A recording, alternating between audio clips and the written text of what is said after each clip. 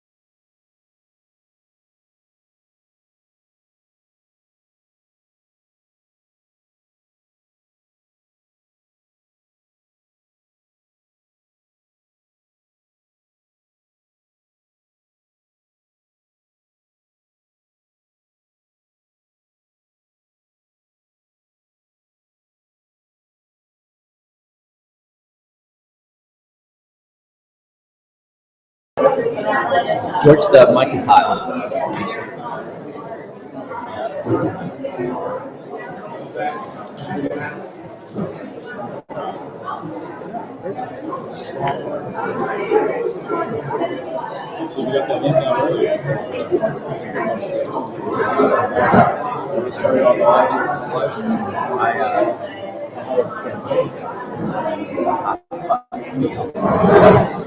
And I actually said, I think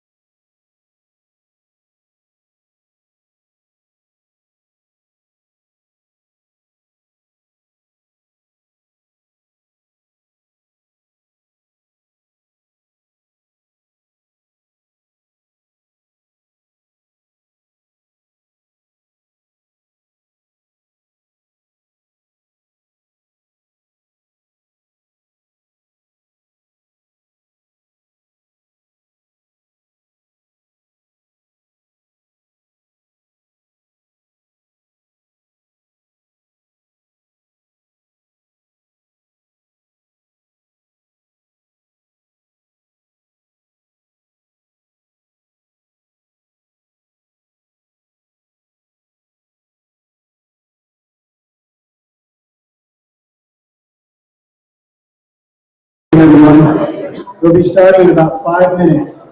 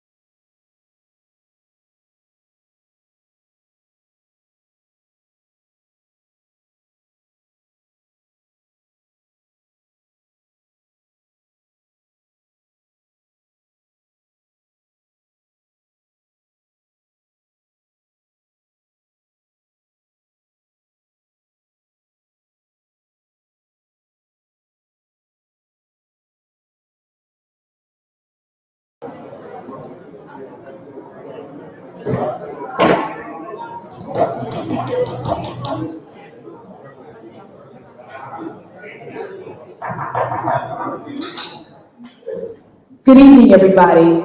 Welcome to DC Water Town Hall. I'm a member of ANC 4D, Advisory Neighborhood Commission 4D, and we're partnered with DC Water on this town hall. So I bring you greetings from Advisory Neighborhood Commission 4D. I'm the vice chair. Our chair, Lisa Colbert, was unable to be here, so I'm here with our secretary, Nancy Roth, the secretary of ANC 4D. And I really appreciate Pastor Gerald Austin opening up his church for the community for this very important event. And with that, I'll turn it over to General Manager Hawkins to get underway. Thank you very much. We really are glad that you're here. We're delighted that you joined us tonight. Pastor, thank you for opening up your church to us. We're really delighted to be back. I actually have seen some of your faces before, because I know we've been holding these meetings in Ward 4 now, all 6 years I've been at DC Water, and we've come back. There are 3 pieces of paper that should be at the places where you're sitting, and all 3 are important. I'll just describe them very quickly. The first is a comment form. You see the one here. That comment form is for you to provide any feedback to us about how we're doing the meeting tonight. So we're not asking you to write feedback about us in general, although there's a whole way to do that too, so don't worry. This is about the meeting in particular. So where we're holding it, how we communicated to you, anything that we did in the management of the meeting itself, we're always looking to do better. So that is what this document is for, where you're sitting. The second is an information card about the budget and rate proposal tonight. It's multi-page information. There's a very particular information about water conservation in this pamphlet. This year, the proposal that I'll describe to you tonight, there's going to be a change in the issue of our bills that will be very significant, and we think very significant to many of the people in this room related to water conservation. So I'll definitely come back to that. But there's a particular document about that. There's also information about our public meeting. The very last slide that I will go to, the public meeting, which is also in this pamphlet. We are very much encourage you to come to a formal public meeting before the District of Columbia Board of Directors. I'll be describing that in a moment as well.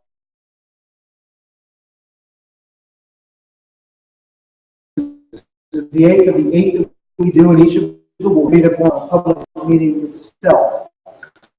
We have our customers who have contacted us in the prior year, all throughout the city, to meetings in their ward.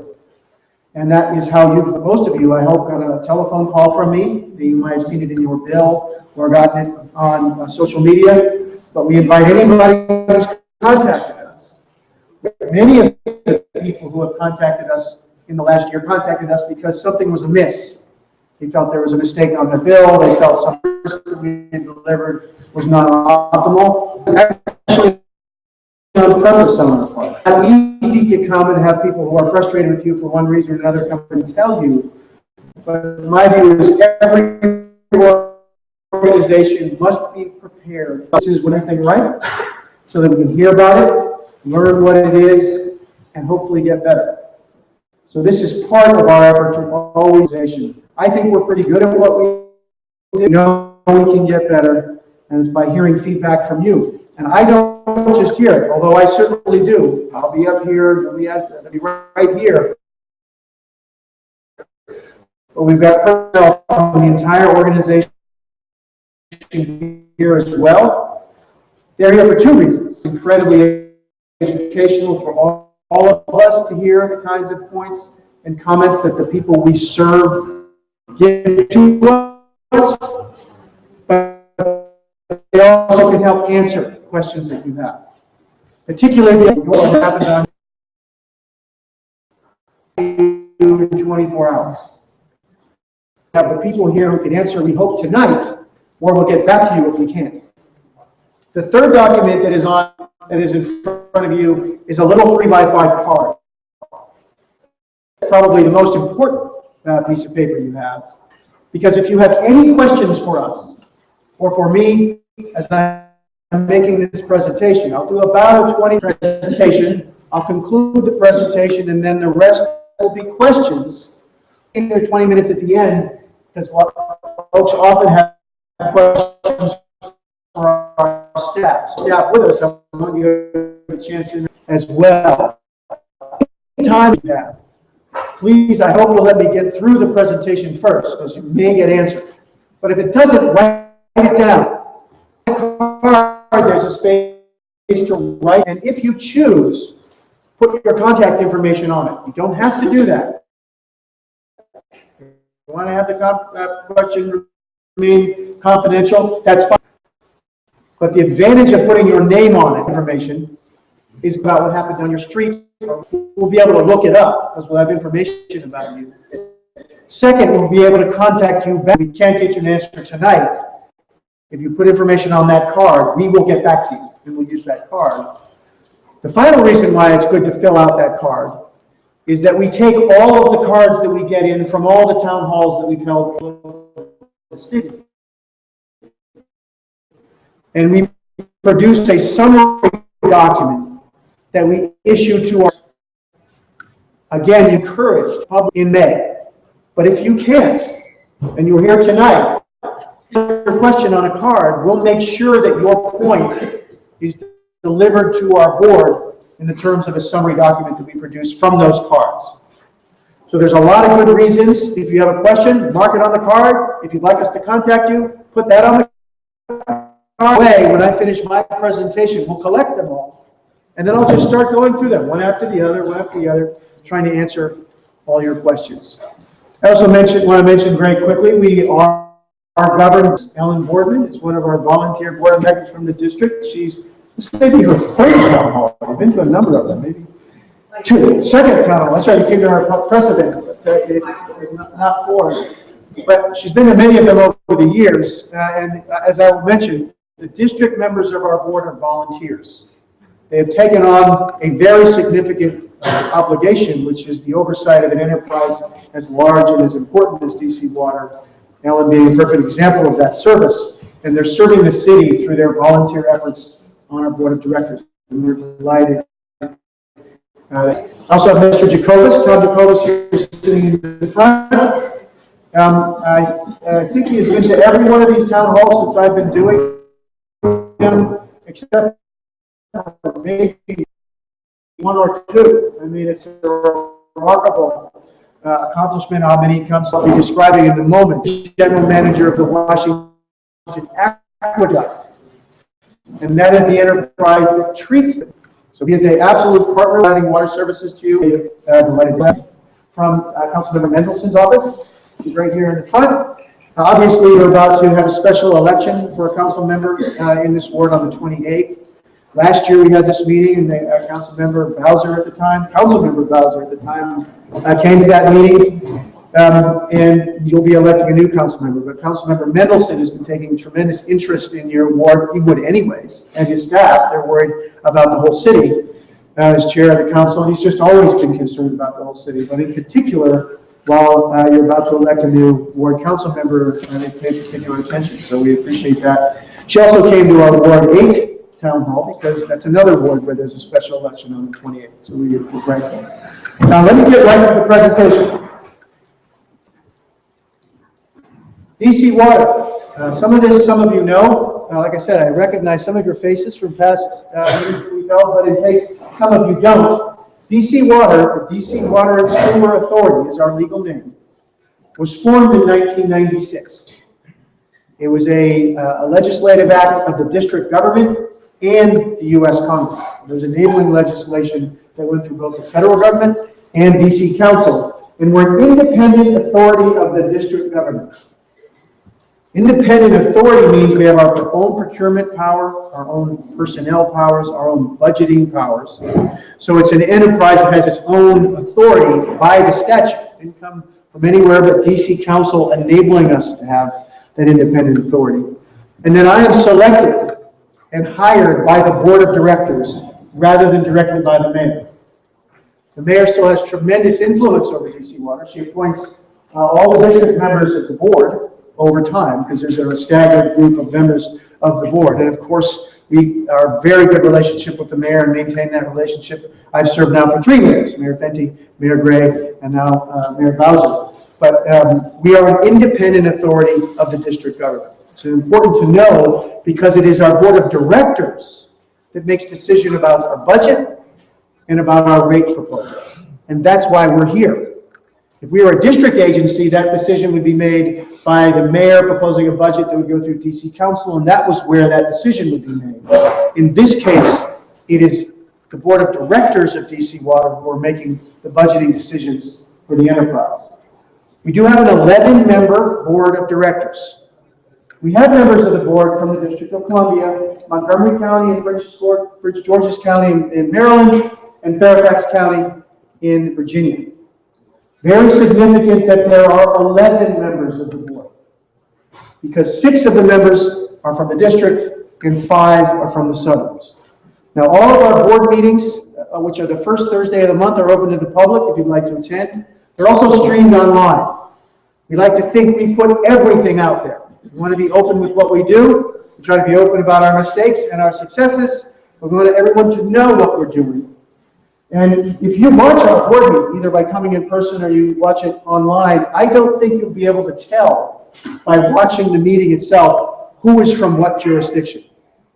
It's a remarkable effort of everybody coming in and trying to work together to make the best decisions possible for the enterprise.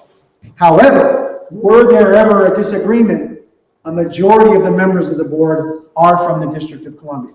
6 from the district, 5 from the suburbs, 2 from Montgomery, 2 from Prince George's, and 1 from Fairfax County. There's also, by the way, 11 alternate members of the board, so if any of the primary members aren't there, the alternate sits in their seat. But at a meeting, they all sit in the boardroom. So if you watch, again, I hope you do, watch a meeting, you'll see 20 board members, because we have both the primary and the alternate members who sit for board meetings. Very significant about DC Water is that we're a not-for-profit organization. And that's different than all your other utilities. Washington Gas, Comcast, Verizon, Pepco, those are all private companies.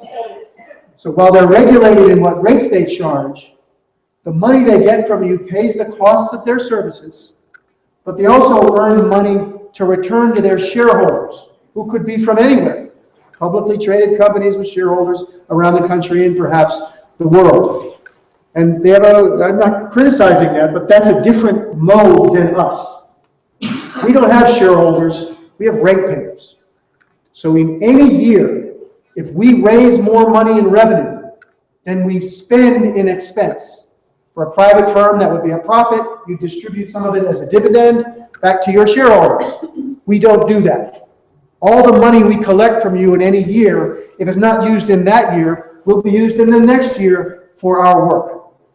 All your money stays with DC Water and is used for our work. There are no shareholders that money gets distributed to. It is a non-for-profit public organization. The other side of that coin, however, is we are ratepayer funded. And that's been a tough message because we've been coming to these meetings, just like I will be tonight, explaining to you the budget pressures that have triggered us to have to raise rates, and you've seen your bills go up. Because virtually the only funder of our work are our ratepayers.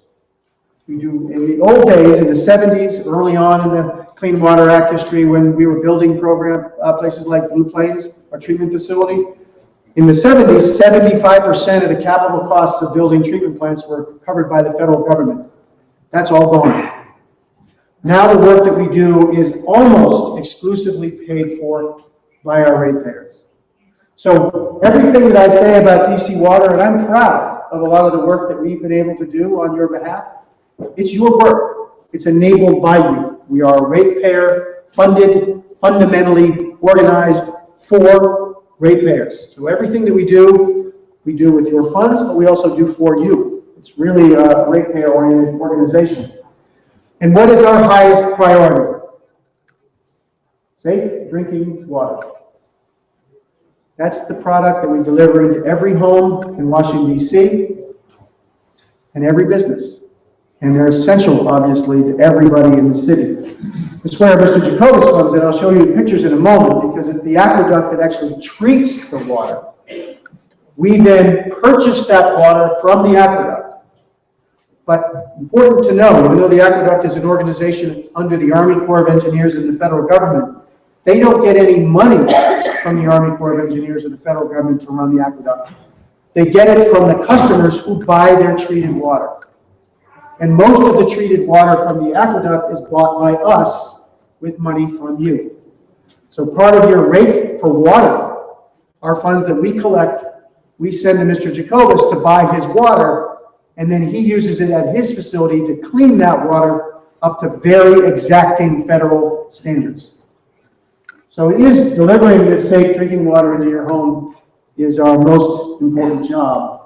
And that's the source. Most of you probably know this. The drinking water in Washington, D.C. is coming from the Potomac. This is the Great Falls. We have 2 intakes coming off the Great Falls. The first was built by a Civil War general who became famous doing engineering, battling the war between the states. And there's a second intake next to it. But that's how old the system dates back to. And I'll come back to that in a moment. We do have a very old system, but it is getting water from the Potomac. All of our drinking water is Potomac drinking water. So the water comes to us off the Potomac, and then we treat it. This is a picture of the Dale Collier Reservoir. Probably most of you have seen this. This is on the border of District of Columbia and Maryland, up by Sibley Hospital. Like MacArthur Boulevard, Loughborough Road goes off to the right. You look to your left, and this is what you'll see. Mr. Jacobus has an office in this building. And that's the main treatment facility. Now, Washington Aqueduct also runs the Georgetown Reservoir, just south of there, and also the McMillan Reservoir, which is in the middle of the city near Howard University. Those are 3 facilities that are run by the aqueduct doing water treatment. And as I said, one of the things the aqueduct has is one of the best drinking water labs in the mid-Atlantic. So we're able to do thousands, the aqueduct is able to do thousands of tests of the water being treated at this facility to make sure it is clean and safe before we deliver it to you. On that question of drinking water, we do more than 5,000 water tests in a year. Now the aqueduct does thousands of tests, we do thousands of tests, and all of them are designed to ensure that the system is delivering safe water. One of the areas where there's been the greatest concern in the city is lead. Some of you will undoubtedly remember the lead in water challenge we had in the early 2000s. That actually was stemmed from a treatment change that unexpectedly caused a film that protected the water from the pipes to dissipate, and then lead that was in the pipe was able to get into the drinking water. Once we discovered it, we were able to make a treatment change and stop the leaching of lead. But there was a period of time where there was a lead spike. Since then, we have been very carefully monitoring lead in the water system, and I'm happy to tell you that we're getting some of the lowest rates we've ever seen. It's not 0, but in parts per billion, we're down in single digits, under 5 often, which is far below the federal level for action. So in that, as an example, is how well we're doing on lead. However, we want you to be confident in the drinking water that's coming out of your spigot. What we're very confident in is the water that's in the main. But when that water hits our lateral and it goes into your home, or your building, or wherever your residence is, it's possible that there may be old fixtures or old pipes on the private side that could be causing an issue. And we don't want you to have that issue. We want you to have confidence in that drinking water. So if you do, dcwater.com test results, you can see the test results that we've done, or you can call this number, 787-2200, and ask for a water quality testing kit. We will send you the kit. We will send you the instructions of how to use the kit. You do so, and you send it back to us, and we will evaluate it for you. We hope that what we'll find is that you have completely clean water coming out of your spigot. If not, we'll try to give you advice about what to do. If it's a challenge on our side, it's for us to figure out how to fix it. If it's a challenge on your side, it will be your challenge, but we will work with you. We will be a partner in trying to solve that question because we want you to have confidence in the water coming out of your spigot. To give you a sense of the size of this system, the water that we buy from Mr. Jacobus 95 million gallons of drinking water a day. If you've ever carried a gallon of water around in your hand and you realize how heavy that is, you get a sense of how much water we're pumping everywhere in the city. Every single building having water every minute of every day for 95 million gallons through 1,350 miles of water pipe. That's enough if you just done it in a straight line to go from DC to Oklahoma City. Driving at 60 miles an hour for 17 hours, 20-hour drive, the entire way you would be going, there would be a water main that is a main that we look after in the city. So it's a huge, 4 pump stations, there's above ground water towers, there's below ground reservoirs. We have 5 elevations and have different storage at each of the elevations. It is a complex system that is designed to deliver water to every one of you 24 hours a day at the lowest cost possible by having storage at every elevation of the city. We wouldn't want to pump water all the way up to the top of the city, then have it all the way come down to the bottom again to provide service. So that only provides service for people at a high elevation. That's the efficiency of the system, and it's pretty sophisticated. So it's a huge system that we're operating. And then you use the water. By the way, I want to emphasize on the drinking water side, we only deliver drinking water to district residents. So folks like you in this room. So there are issues that come before our board. Remember I said we have board members who are from the district and from the counties? But on drinking water issues, only district members of the board make decisions because we only serve district customers. So the Water Quality Committee of the DC Water Board of Directors only has district members on it, chaired by a district member. So you should be confident that the people making decisions on our board about issues of your drinking water are district representatives from the board appointed by the mayor. On the side though, once you finish using the water, you brushed your teeth, you saw the water go down the drain, that all comes back to us. We take all the water back once you've used it, and we clean it before it goes back to the Potomac. The largest and the most important recycling program in any place around the country, but certainly here, that most people don't always think of in that respect, is water. The water's clean, you use it, you take it back, we clean it again, and we put it back to the very same river it came from, the Potomac. Now, it's a much bigger system. We have 1,900 miles of sewer lines. Huge. That's from here to Albuquerque. That is a 27-hour drive at 60 miles an hour the entire time with sewers. That's how much the system is gigantic. And if you ask the question, Mr. Hawkins, how come we have 1,350 miles of water main and 1,900 miles of sewers? We don't have more streets.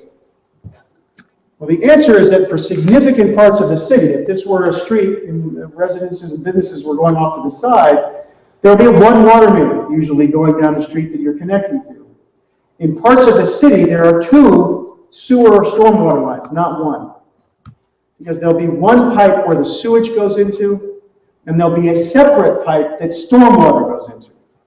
In the field, that's called MS4. I don't personally like acronyms, but the MS4 is for separate storm sewer system. That's the 4 S's. So that on that street, there'd be 1 mile of water main, but 2 miles of sewer stormwater because they're separate.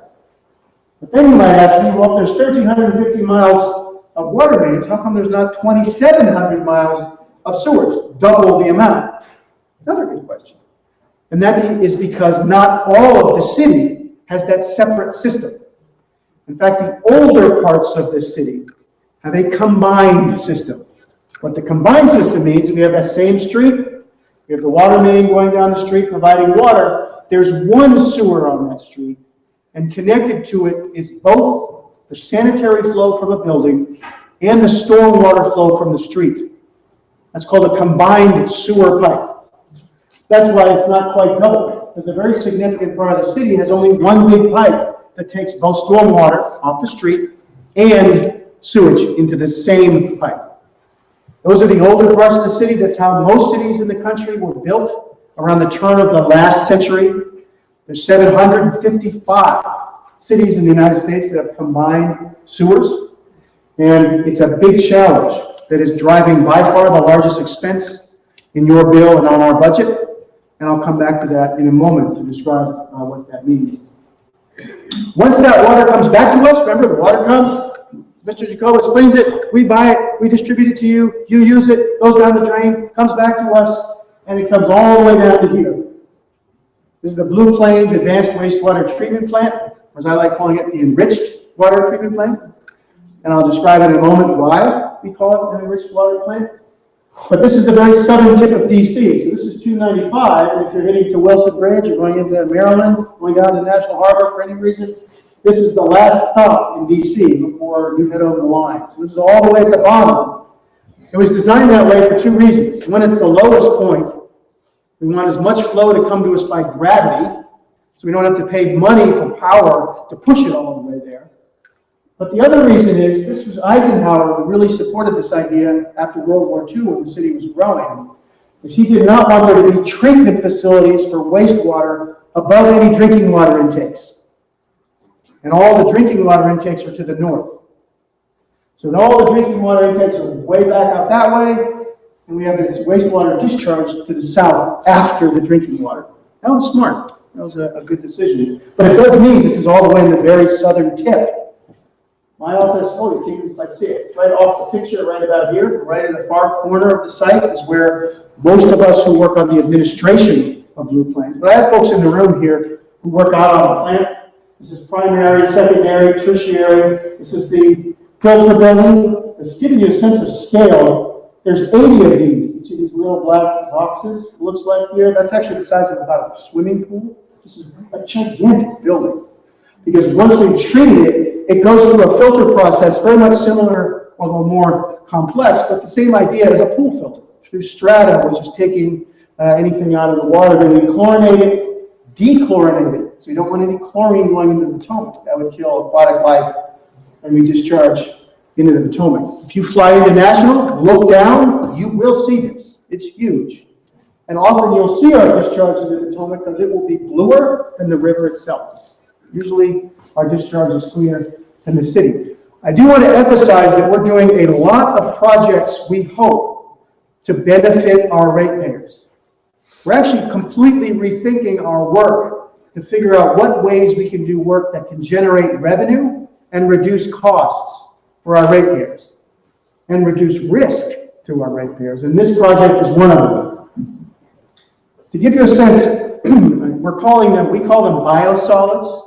I'll leave it to your imagination what that is. It's everything we take out of the water at the Blue Plains plant that we don't want in it, or in the Potomac, or the Anacostia, or the Rock Creek. And to give you a sense of scale, one of our tanker trucks is about the length of the whole front row here, most of the width of 2 tables. We fill 60 tanker trucks a day with material that we're taking out of the water because we don't want it in our rivers. The question on our mind, though, has been, the genius of nature is that the waste of every one species is the food of another. So there's always that cycle. So that's why we sort of joke and call it enriched water. How can we turn that waste into a resource? So exactly that's what this is doing. We take all that solid material, we get it into a consistent paste-like substance, and it goes into these look a little bit like pressure cookers. That's pretty much what they are. They put that material into these Canby thermal hydrolysis, and that solid material, which has been emulsified, is cooked at high temperature and high pressure. Then when it comes out, the cell walls of the material burst. Then they go into these huge digesters. These are about 130 feet across and about 90 feet tall. They're huge. And microbes eat the solid material and generate methane. Methane. And the methane we burn, creates steam. The steam generates turbines. The turbines generate clean, permanent power. That's power we create from what otherwise was a waste, and power we don't have to buy. Not just next year or the following year or 10 years from now, but for the next decades. We don't have to buy as much power using ratepayer money, having turned the waste into a revenue stream. Now, the other interesting feature is that the solid material that comes out of these digesters is still called, this is a material that has been sterilized. And I actually have a bag of it in my office. It smells good. It's been heated up so hot in here, it's like you'd sterilize anything. And it looks like a deep, dark earth. It's a little strong, but it still has a lot of nutrients in it. Strong meaning for gardening. But we're working with firms to figure out how to turn that into a compost that we could also sell on the market or give to the city to plant trees, to do for good thing. Again, taking what otherwise is a waste that we spend money on and turning it into a valuable asset. So we're thinking of doing these things in everything we do. How can we turn the knowledge that we have, that you've enabled us to have by the rate revenue that you pay to us, and turn it into an asset that can draw revenue back on the benefit of our ratepayers. This is the other big project I wanted to describe to you. And this is, remember I told you about the combined sewers where both sewage and rainfall goes into the same pipe. That was a much better alternative than when it was built than what was before. In Washington, D.C., before we had combined sewers, there was an open sewer canal that ran through the middle of the city where Constitution Ave is right now. And in Abraham Lincoln's time, that was just all the raw sewage from all the soldiers and everyone else who was in town was just running right through town. So the combined sewer was better than that by far. The problem with the combined sewer, and some of these are quite large, 22 feet, brick arch, beautifully built. And most of the sewage during the day, when there's not a rainstorm, actually flows in a small channel that's in the middle of the pipe. Right here, it'd be flowing by, so our men and women who work there can walk down on the edges of the flat area and see where the flow is going down the channel in the middle. In a rainstorm, and you walk down the street, you see all that water pouring into the storm drain, you're like, where the hell does that go? It goes to that same pipe, and the entire pipe fills with the storm water from the storm. And at some point, that pipe is full. It can't handle any more flow. And you have a lot of bad options at that point. When a pipe gets full of rainwater and sewage, it becomes like a water main. It's pressurized. And it will start pushing sewage back up sewer lines. And if you've got a connection in your home that's low enough relative to the pipe, it'll come in your basement. It sometimes will push up so hard on a manhole cover, as it fills, it'll blow the manhole top off, and it will flow out into streets. The way it was designed, however, was not to have that happen. It was to allow the overflow to go directly to our rivers. So the Anacostia, the Rock Creek, and the Potomac, all three take combined sewer overflows. So that rather than having overflows going to basements or blowing off manholes into streets, we let the pressure out of the system. And by the way, we didn't design this. This was over a century ago. But this was designed. But by design, it flows right into the river. But that means untreated sewage and rainwater goes to all three of the rivers of the city, Anacostia, Rock Creek, and the Potomac. And that must be fixed. Under the Federal Clean Water Act, there is no choice. And maybe there shouldn't be a choice. We've got to solve this problem. But it's no small problem.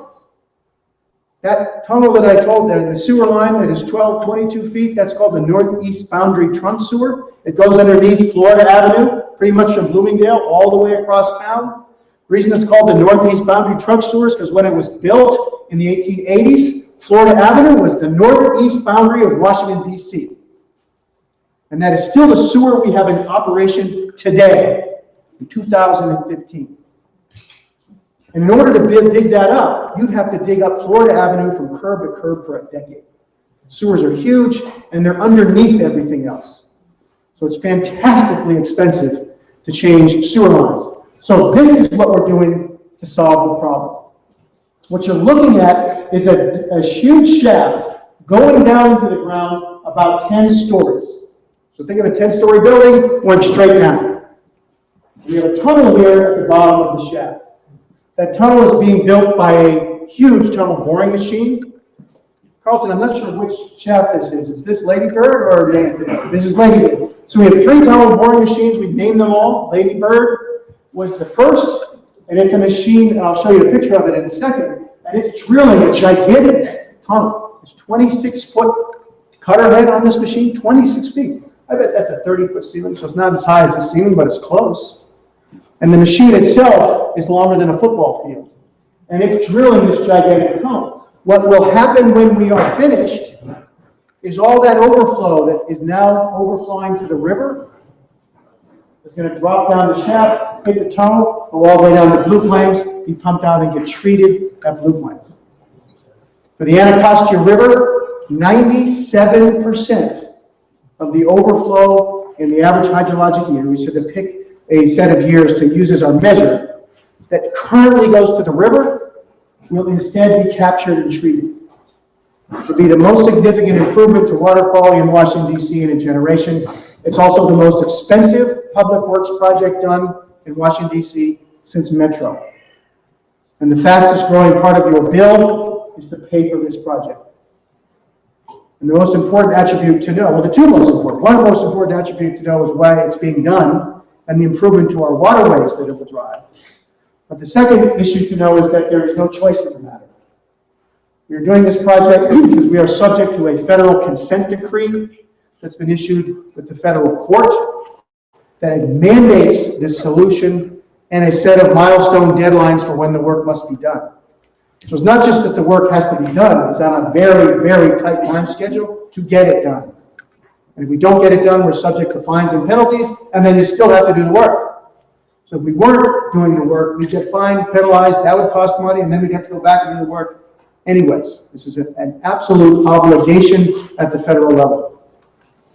This is just a picture. Nanny was our second machine. That's going in the ground at RFK Stadium, named after Nanny Helen Rose, a very famous African-American educator. Did a lot of science education for girls in Ward 7, and we were delighted to name it. And Lucy Diggs Slow was our third tunnel boring machine we named just a week or two ago. Also very well-known African-American. She opened the first junior high school in Washington, D.C. at Shaw Middle School, was the first dean of the women's school at Howard University, was the first African-American woman to win a tennis tournament in the United States. Really a remarkable lady. So we have 3 of these machines. They've all been named, and they're all building this project. They're very expensive. And that is the reason for the largest increases to your budgets. By the way, to give you a sense of size, that's a personal size. That's the cutter head. This is the machine that goes back longer than a football field in length. And when they're up and running, they run 24 hours a day, 6 days a week.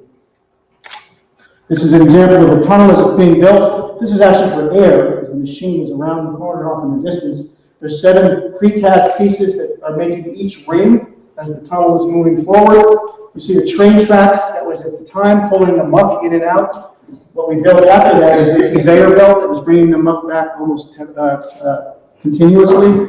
But it is just a gigantic, and this is 10 stories underground. Underneath everything else is this huge tunnel system. We want you to know, and this was a decision, I think it's been hard. You know it's been difficult to pay, but the board made the decision in part to make it very clear how you're paying for this. Because if we had not shifted the impervious area charge that's on your bill, exclusively that money goes to pay for this project. You don't use it for anything else. So you can always tell what part of your bill is going to this project, because there's a line item dedicated only to it. And had we not put it in an impervious area charge, it would have been buried in your sewer rate. So your sewer rate would have gone up much faster, but you just couldn't very clearly see exactly the cost of what is going to the Clean Rivers project. That's what we call that project. And the reason we do it by impervious area is the impervious area is what's pushing the stormwater to go down for why we need the tunnels in the first place. Impervious area is a hard surface like this. So if rain falls on a hard surface like this, it goes right over the surface, boom, right into the storm drain. So if you calculate how much impervious area there is, you'll know how much stormwater is being generated, and how much stormwater is being generated is how big the tunnel has to be in driving the cost. So there was a relationship between an impervious area charge and the project itself. But however we were going to pay for it, it's darn expensive. It's a $2.6 billion project, as estimated in 2005. It's the biggest public works project in Washington, D.C. I do want to mention our aging infrastructure. This is painful to have to be describing this to our customers when we're raising rates. So we have service problems, and some of the service problems, this is a water meter reader in the old days wearing his bolo cap and a bow tie. We actually have pictures of our employees who used to be doing the work in the hole wearing ties. I mean, everything was amazing. They wore suits to get down in the hole and drill the water lines. But the median age of a water main, 1,350 miles of water main, median age is 79 years. Mathematically oriented people on my staff tell me that median means, I always forget this, is half of the pipes are older than that and half are younger, which means 16, 17, just about 700 miles of pipes are more than 79 years old.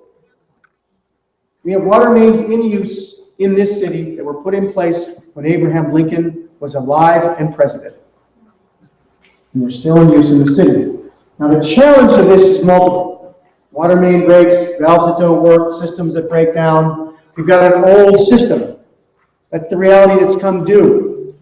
The challenge for our ratepayers is that when you put in a water main that has an 80-year lifespan, and you put it in 60 years ago, for that first 60 years, you're not charging, and usually charging the customer how much it costs to replace the pipe.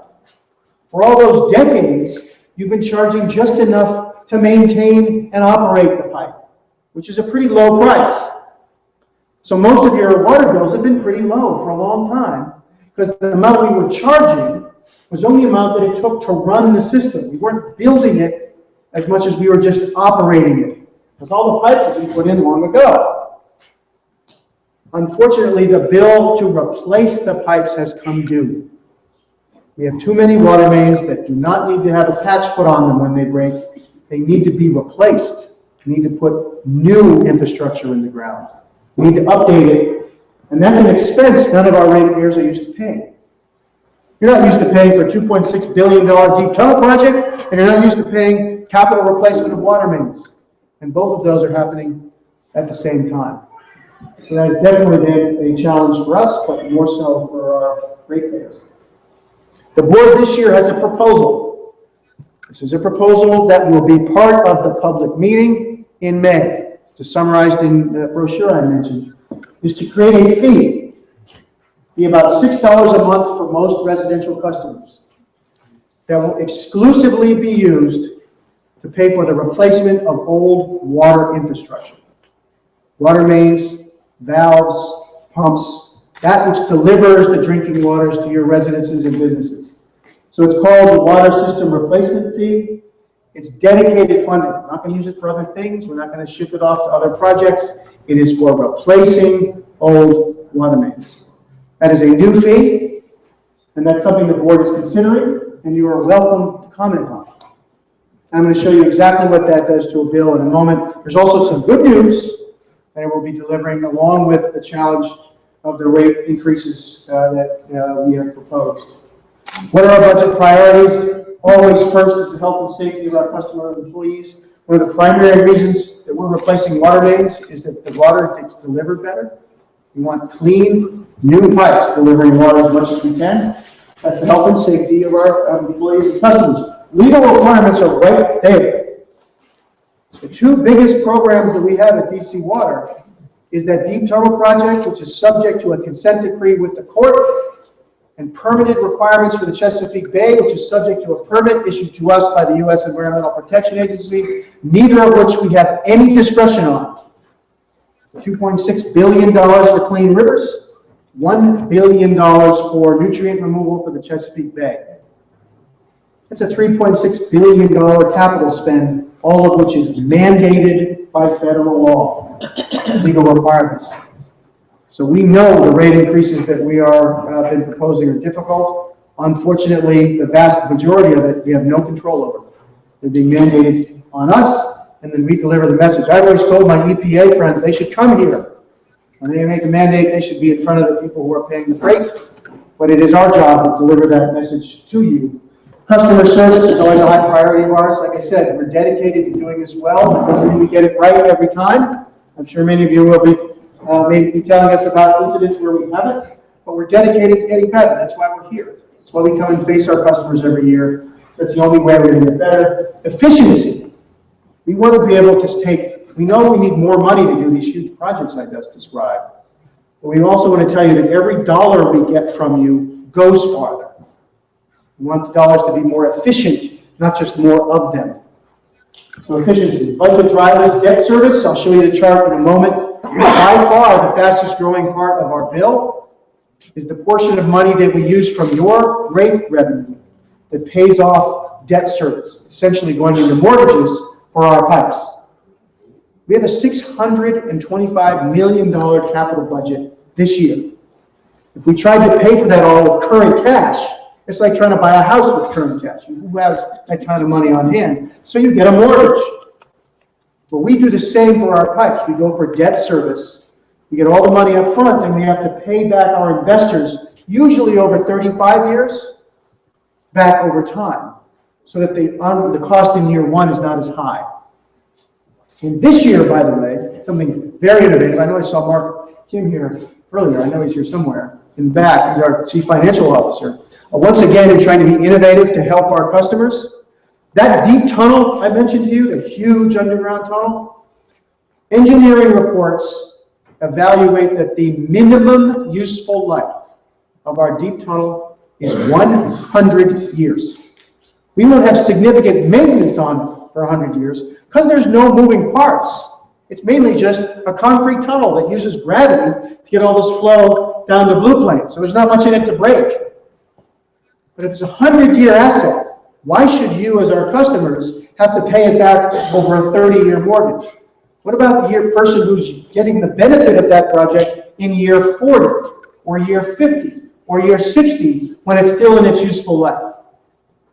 So we did debt that lasts 100 years to reduce the cost to our current ratepayers. We don't want to put costs on our children unless it's fair that they help pay, because the project is for their benefit too.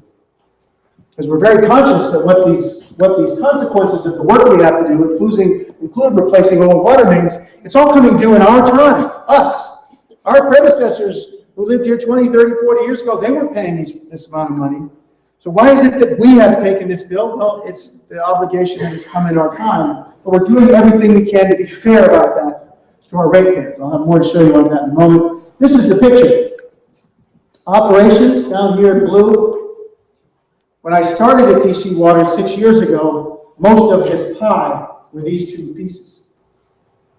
What's happened in the 6 years, what these two pieces are, is how much money we're using for debt service. That's the big capital projects, the deep tunnels, nitrogen removal for the Chesapeake Bay, replacement of old water mains.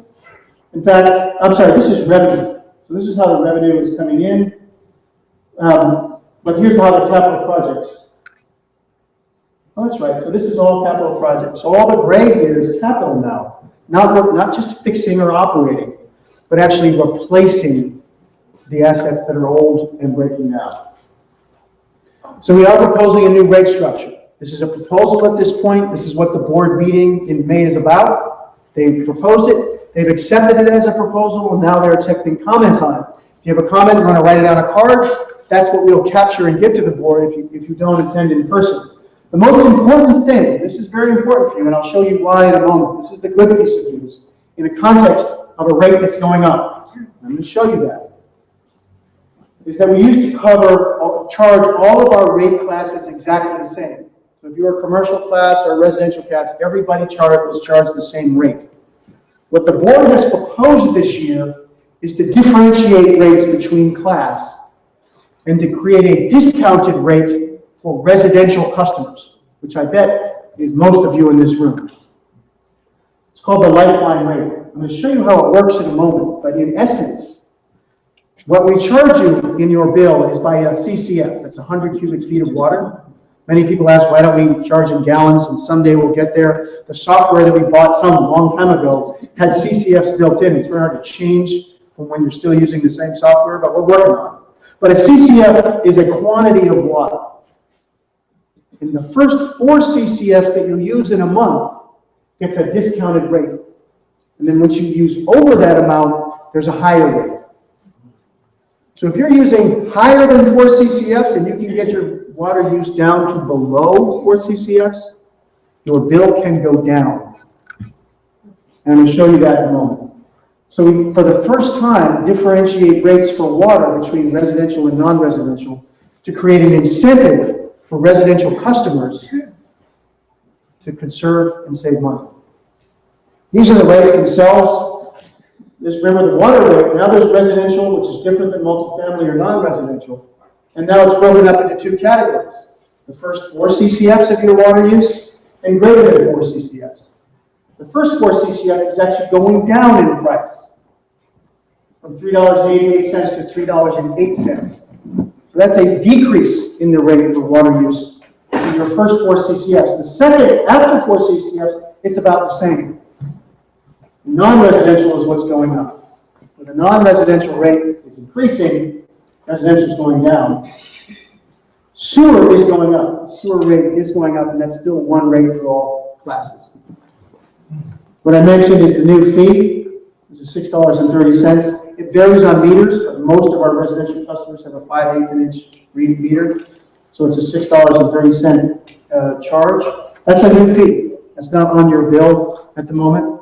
And as I mentioned, that fee will only be used to replace old water mains, valves, pumps, the water system itself. Now here's how it looks on a bill.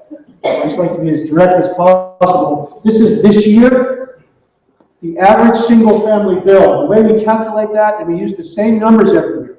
So if you look at our presentation after year after year after year, we're always using the same number for single-family use. So you really can compare each year to the previous year, because it's always the same. That we estimate that the average single-family uses 6.69 CCFs. So that's more than 4. Remember, below 4 is discount. So this customer, if they use 6.69 CCFs, would have 4 CCFs of their water at a low rate, and then everything above 4 CCFs at a higher rate. Remember, the first 4 CCFs are discounted. After 4 CCF, it's more expensive. Under the proposal for this year, we added charges, including the new replacement fee. A bill would go from $85.17 to $96.53. That's a hard reality. That's the reality of the work we have to do, the largest single part of which is the RAC 1675 to 2030. That's been a big increase over the years to pay for deep tunnels. So this line right here only pays for deep tunnels. The new $6.30 only pays for the replacement of old water mains in the water system. But here's the good news. If you're this customer and you use 6.69, remember the first 4 CCF are reduced. If you can, you're using 6.69 and you get your water loose before 4, below 4, instead of paying $89.58 for our bill, you'll pay $69.77. Your water bill will go down if you can reduce your water use under 4 CCF starting from 6.69. So that's the benefit of the new lifeline rate. And by the way, we won't get all the way down to 69.77, but if you're at 6.69 and you get down to 5, your water part will go down, because 4 will get the low and only that 1 will get the higher rate. Every bit you get down closer to 4 will be a lower bill, because more and more of your water will get the lower rate at below 4 CCF. So the board has proposed this. It's not a final decision yet. And this is an issue that you can discuss along with everything else at our meeting or in a comment that you write on the card. If you like the idea of a lifeline rate, we hope you'll support it perhaps with the board itself. They'll make the final decision on this, not staff. We do have 2 programs for low-income customers. Many of you know about this. One is called CAP, Customer Assistance Program. The first 4 CCFs in Lifeline that are discounted for a CAP customer, they are free. Not discounted, free. And the way you become eligible for this program, if you're eligible for income assistance under LIHEAP, the Low Income Heating Assistance Program, that is a program run by the Department of Environment. We do not make you apply again. You just apply to them. And if you satisfy their income requirements, you satisfy our income requirements, then you get the benefit of a CAP program. And then instead of your bill being $96.53, your bill will be $53.59, or a reduction of 44%. So a CAP customer gets a very significant permanent reduction on their bill. That's every month.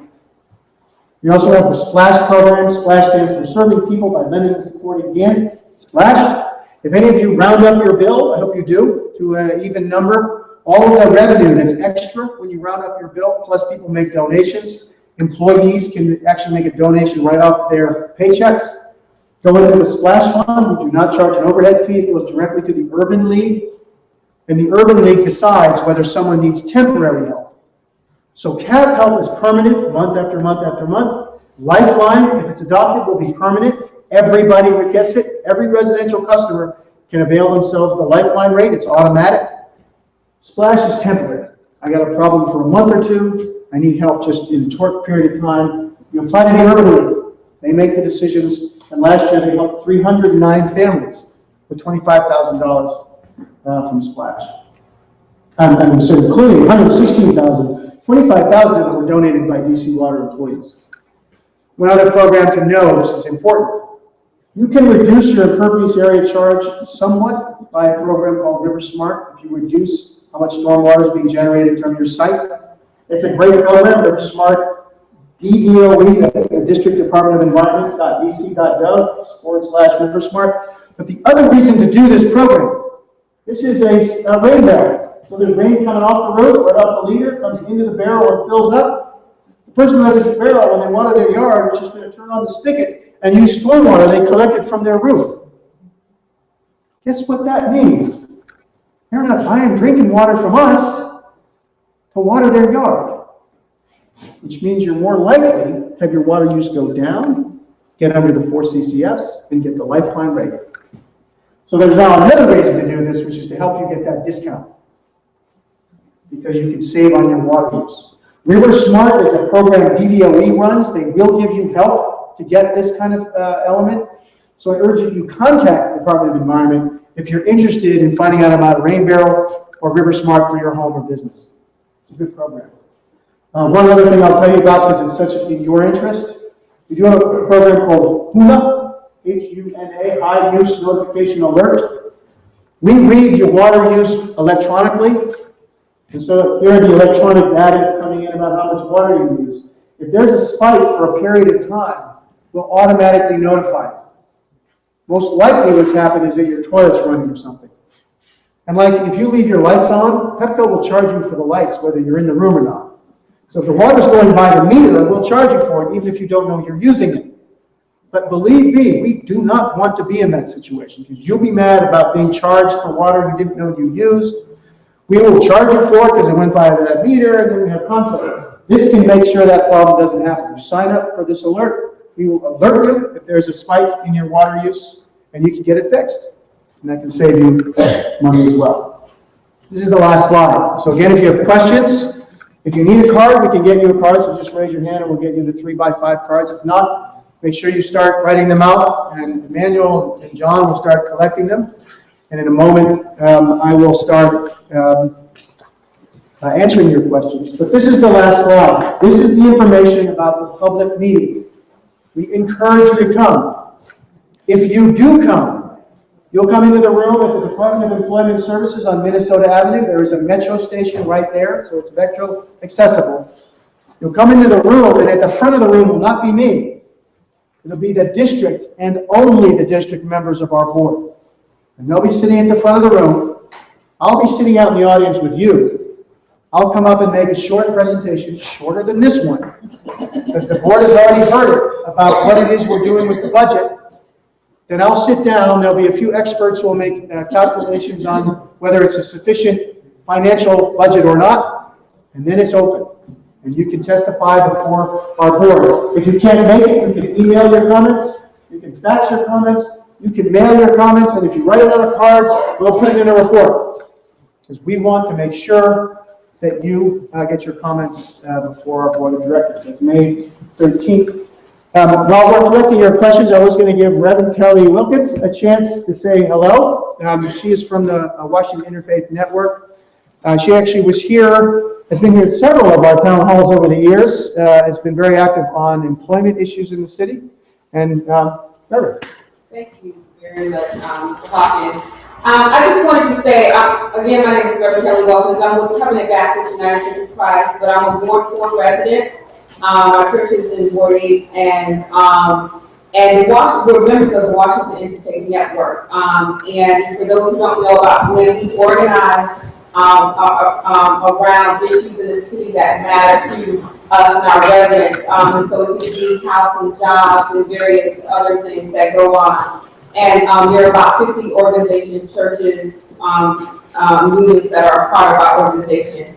So first I wanted to say we've been coming to these meetings for over the last 3 years, really concerned about jobs and making sure that, particularly for this DC Clean Rivers project that we have to pay for, that's mandated and we have to pay for, that this is something that we are, that we're not just paying for it, but it's being, our residents are being invested in as well. And that means that our residents get the jobs that we are paying to build for. And I just wanted to say, I want to thank DC Water because you've been listening to us. It's been a rough ride, but all the relationships are based off of watching this, right? Sure.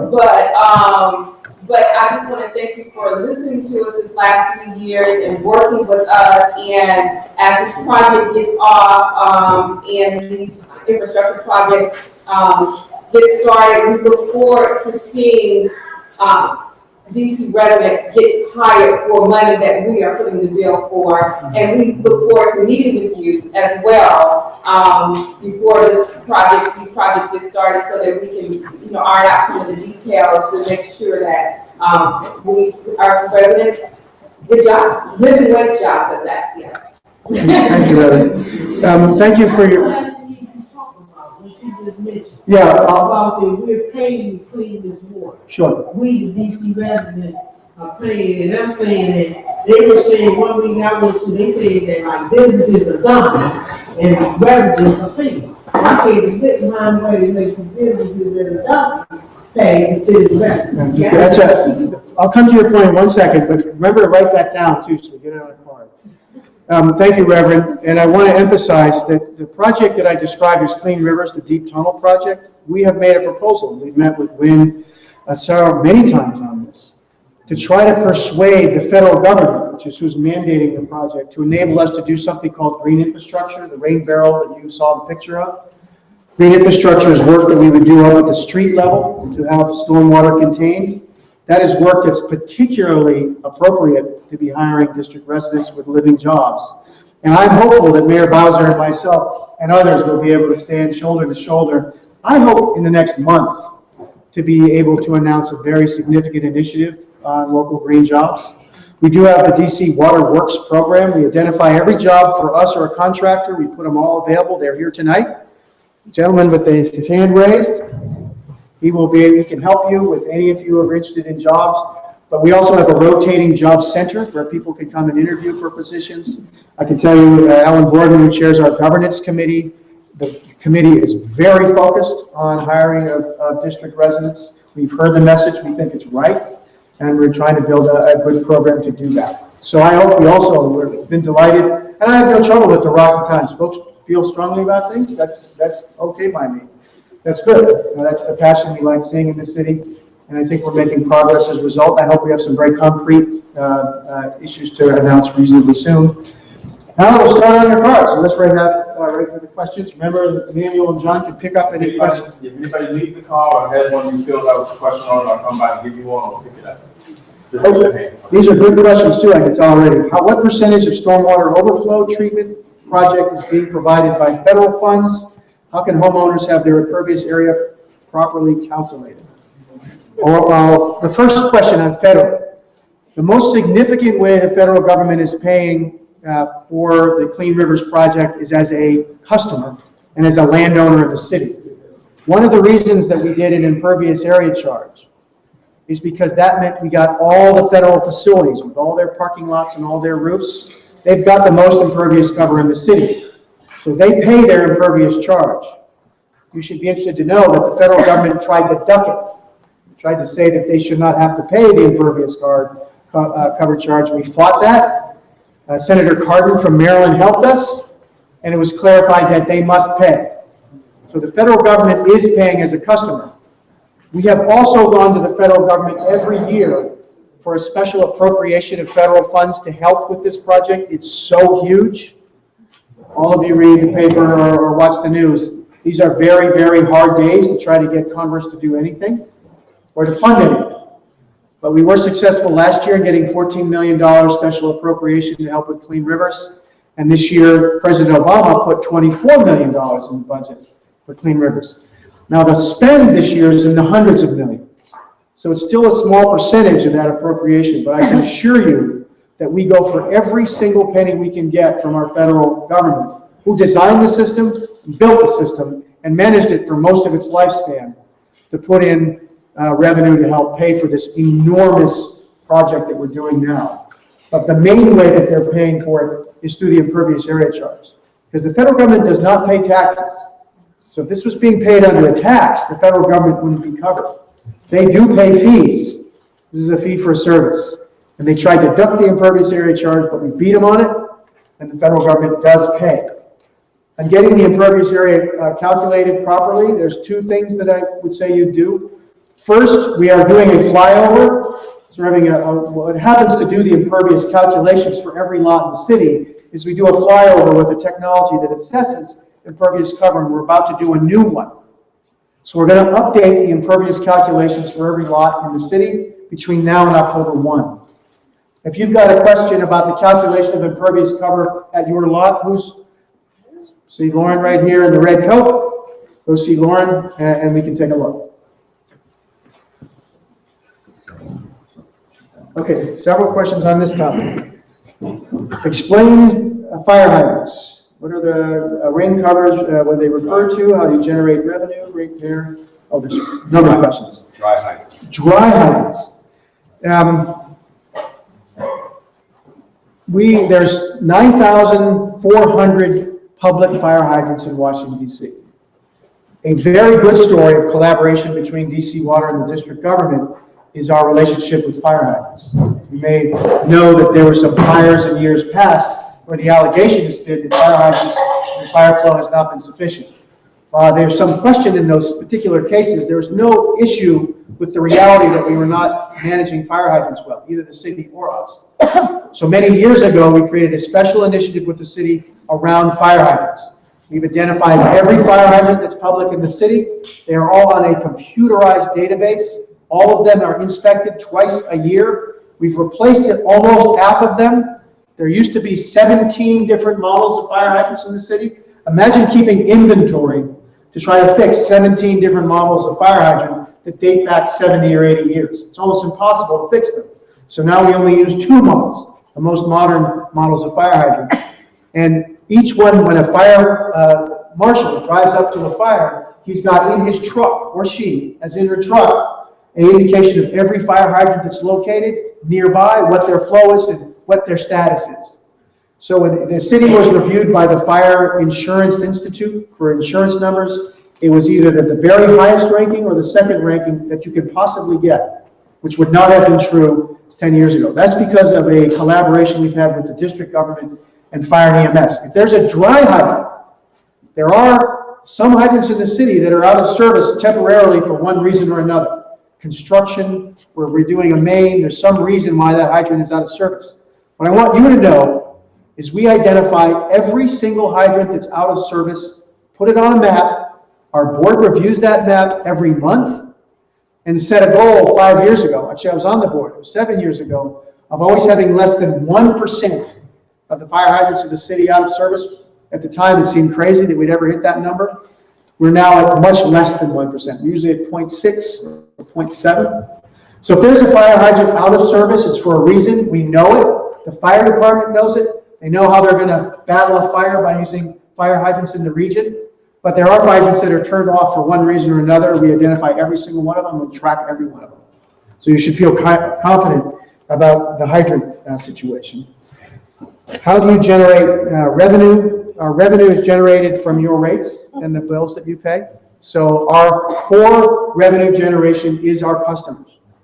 We are trying to look at these new products, generating electricity that we could sell. What if we have biosolids? That's the substance we might be able to sell as a nutrient-based fertilizer. We're always trying to think of new ways to gain revenue that we don't have to put on the backs of our customers. But the core of our revenue comes from customers paying the bills that you all get that come in to us as revenue.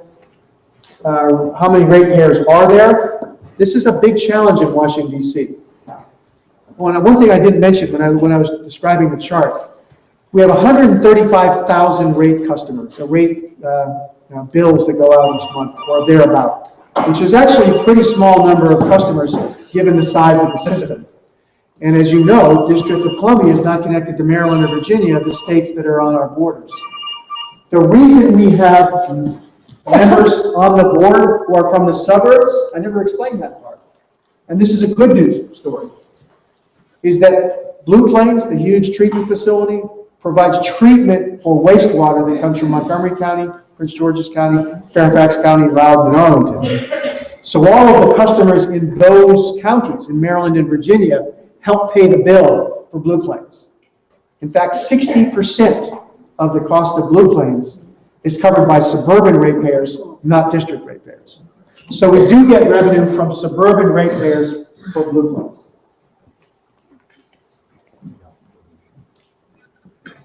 DDOT is planning to rebuild several major streets adjacent to Rock Creek. Hi, David. All right, tell me about there somewhere. Park streets flow between the streets. How does DC Water plan to coordinate with DDOT to replace and repair the sewer lines? They need to be repaired to stop leaking. This is from the David and Rock Creek Conservancy, one of my favorite organizations. We integrate as best we can. In fact, the chair of our board was the previous director of the Department of Transportation.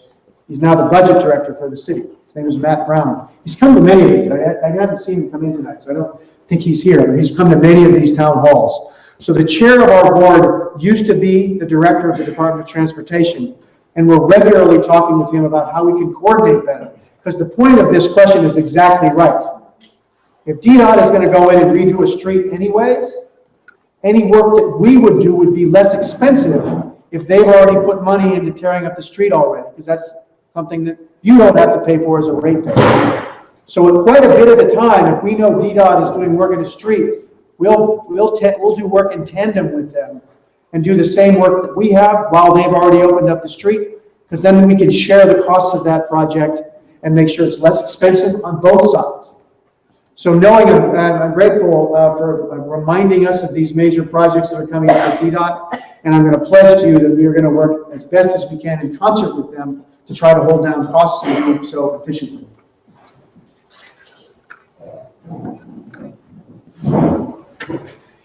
What about usage? Nowhere on the hill is actual usage. What about usage shown, but about senior citizens unable? No owners can be helped because owner puts one customer over income. Why not cut down on investors' compensation? There's a number of questions on here. I have a little hard time reading it, but on the question of investors' compensation, I want to emphasize again, we have no investors like a private firm. So we have no shareholders that we make profits for and then distribute. We only have ratepayers. The only kind of investors that we have is that we are doing debt financing. Remember I told you we did a century bond to help pay for that big tunnel? There are people who buy our bonds, and when you buy a bond, it's like a mortgage. We've agreed to pay back over 35 years or 100 years the amount of money that you gave us to do the project plus some interest. The good news is that the interest rates that we are gaining on most of our debt service is very low. So we don't have to pay those bond investors a lot of money to be able to use money for our projects. So we do have folks who invest in us through our bond, but we do not have shareholders. There are no profits. We do not make money that are just distributed to shareholders. As far as seniors, the lifeline rate I hope will be helpful. That if you can get down below 4 CCFs, that's a very specific effort to make sure there's a way to have a specific reason to conserve water and reduce your water bills. We're very conscious of the challenge that these bills face to fixed income residents. There's no question that that's true. First question is, where's usage? Oh, where's usage on the bill? Again, I'm going to see Lauren in the red coat. She can explain anything you want to know about your bill, what information is there, and how you can tell what's on it. So that's one of the reasons we bring everybody tonight. She is the lead of that entire office, all the customer service questions. Lauren runs that very efficient operation, and she can explain anything you want to know about the information on your bill.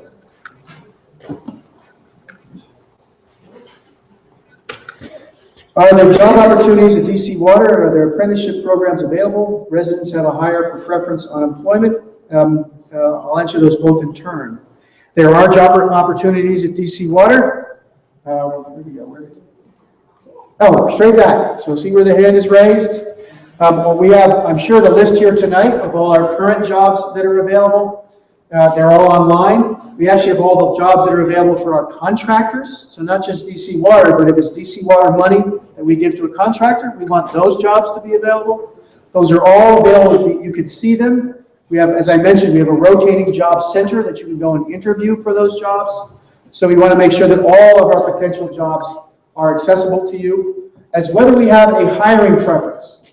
There is a hiring preference in the sense we are always encouraging DC residents to be hired, and we report to the governance committee every other meeting exactly how many people are hired from the district by ward for all of our on-staff personnel and all of our contracted personnel. So believe me, the board pays very close attention to this. But DC residents, at least currently, do not get a preference in the hiring process. It's just if we have 5 candidates and there's a good DC candidate, we'll hire the DC resident. Why aren't they in the preference? Pardon me? Since we are the ones paying our fair share, why aren't DC residents given a preference? Well, in the green infrastructure work that we're planning, the agreement that we've been negotiating would create a preference for DC residents for green infrastructure jobs. So we do have that as an idea. What about the ones you're hiring, contractors? Contractors, again, every contractor job is listed, and we have made it clear that we are watching and care about hiring district residences. So there's not a preference given in the hiring process other than if they're equal candidates, the district candidate will be the one who's hired. But at the moment, there's not extra points given for a district resident. But the program that we're building for green infrastructure, which is the one I hope we can announce, that one will have a residency that if there's equal candidates, preference will be given to a district resident. We've been trying to build a program, because remember, 60% of our capital costs at Blue Plains are paid by the suburbs. So for any of the work at Blue Plains, most of the money coming in is actually suburban money.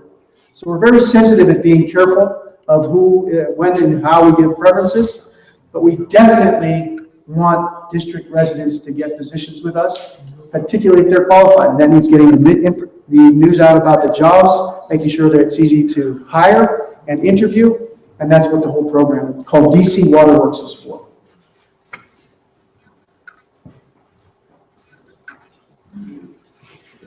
Find a way to business that are dumping into the water to pay for dumping instead of DC residents. And also the cost is going up. Both of these are true. Costs are going up. That is the hard reality of our time, and I know you all know it as well or better than I do, because you're the ones getting the bill. There's no question the costs of running water systems across the country. Atlanta, the average single-family bill is over $250 a month. So it's going up everywhere around the country because everywhere these systems are aging, and it's been our generation that is now tapped to make the repairs. They say if you're paying somebody a lot of money to study a way to decrease that cost and for us not to have to pay that cost. I'm saying if businesses are dumping into our water, why are you charging the DC residents to pay something that you know the businesses are doing? Why can't it be a study to find out where to get the people that are dumping, which are the businesses to pay for? Well, actually, and it's going to go up, and it won't sit. well, you make a very good point. In fact, what the board has proposed this year, the non-residential category, which is what all the businesses are in, they're actually going to be paying more for water while our residential numbers are going down. It's the first time ever at DC Water that we've charged a different rate for water between classes. And just what you suggested is what the board has proposed to do, which is to charge businesses more. So if you like that idea, that is the proposal. I'm going to go tomorrow and meet with the Apartment Owners and Businesses Association. And they're not happy about this proposal, I can tell you. If you can approve, you understand. But somebody try to catch these people who are, anyway, Right. Oh, no.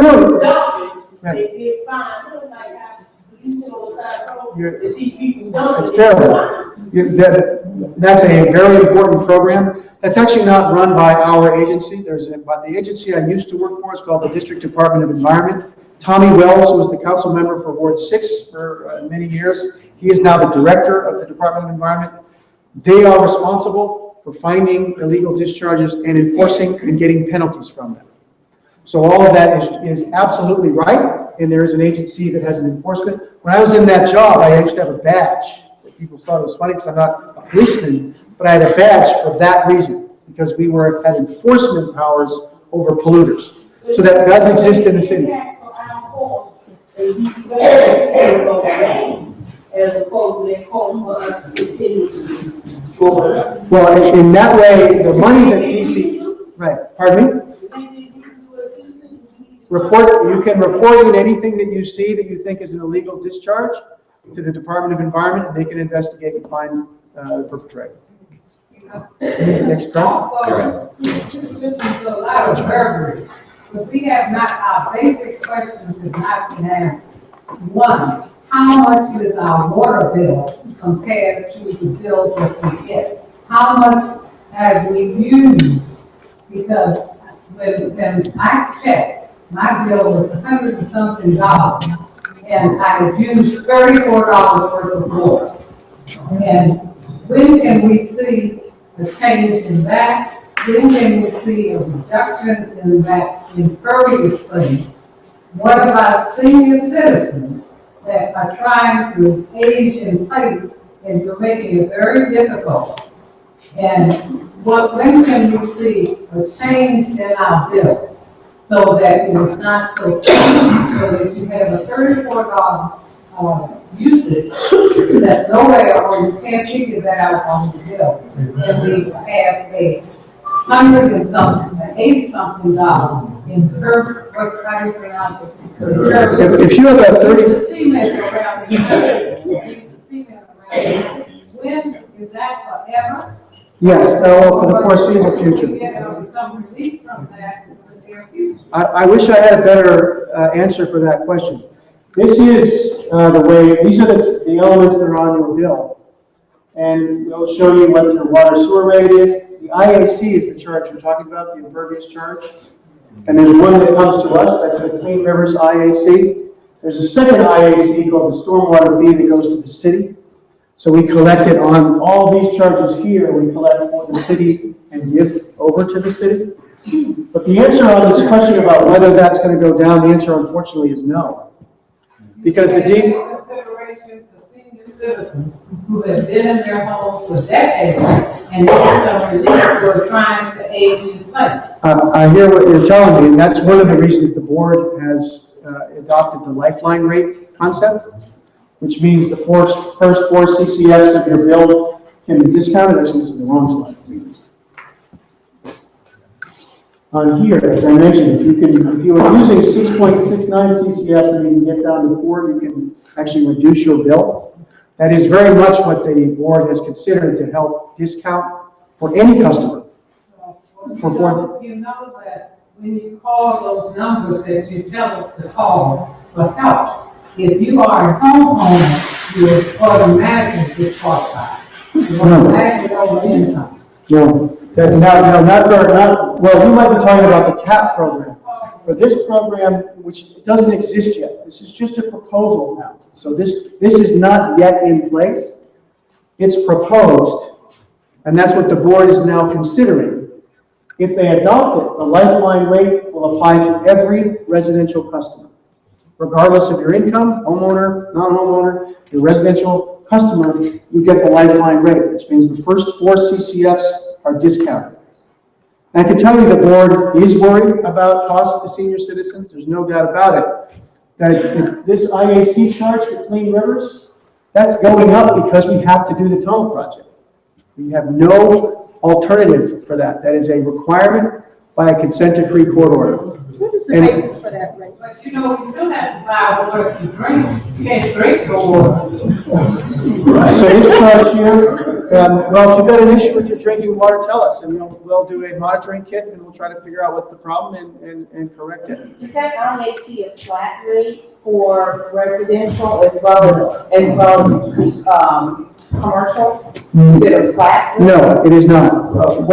For residential customers, there's something called an equivalent residential unit. And we took a unit of impervious cover, and there's ranges of how much impervious is on your lot. 70% or so of all of our residential customers all had about 1 ERU, which is why we picked that number. And this amount is what 1 ERU pays. If you have, pardon me? $16.75 in 2015, going up to $20.30 in 2016. It's in your little pamphlet. So is the ERU based on square footage, the area of impervious surface? Correct. Yes. Well, let me just finish on the question.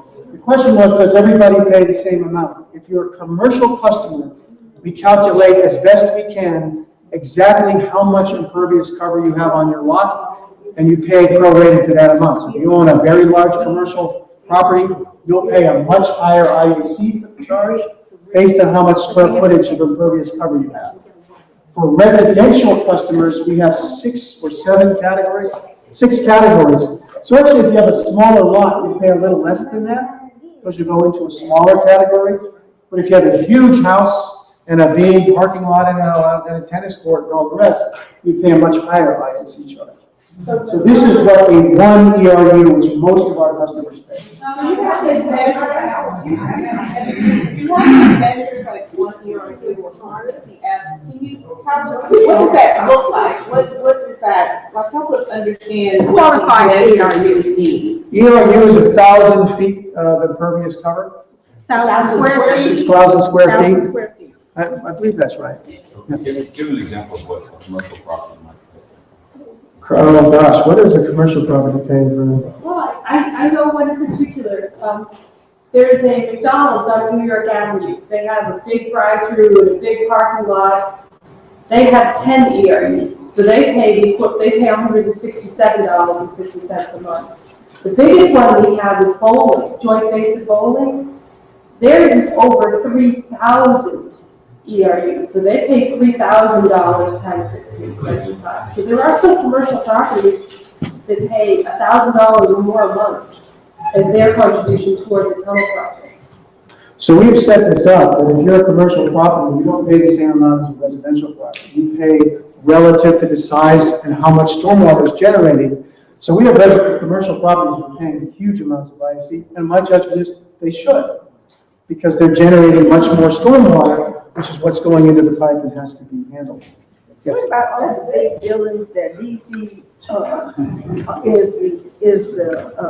is their tenant?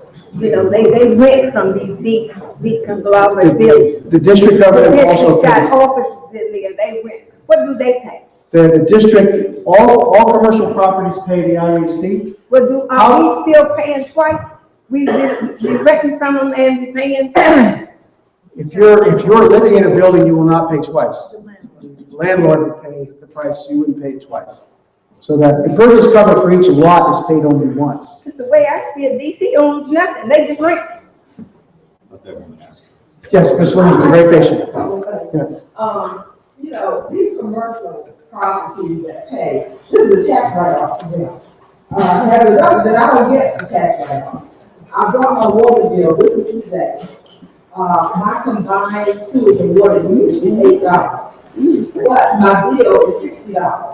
I'm paying $480 extra a year for the Clean River project. Now, you have budget pressures. I have budget pressure too. I'm a senior citizen. I've lived in my house for over 20 years. If I was buying a house today and I knew that kind of people going to be charged, that would play into consideration whether or not I would buy the house that I'm in now, because that is a huge budget pressure.